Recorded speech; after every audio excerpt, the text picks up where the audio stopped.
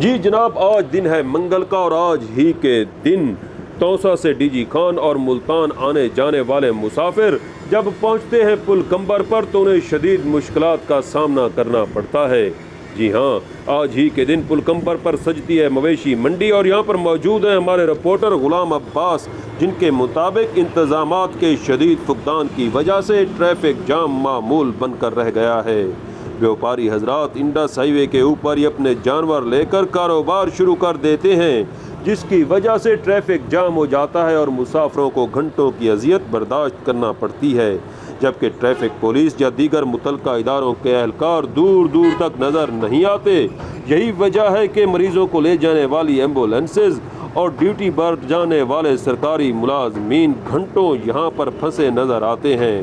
اس موقع پر مسافروں نے توسا نیوز سے گفتگو کرتے ہوئے انتظامیہ سے مطالبہ کیا کہ ٹریفک بحالی کے لیے اپنا بہترین کردار ادا کرے تاکہ مسافر اذیت سے بچ سکیں۔ غلام عباس کے ساتھ سہیل شہزاد، توسا نیوز، پل کمبر۔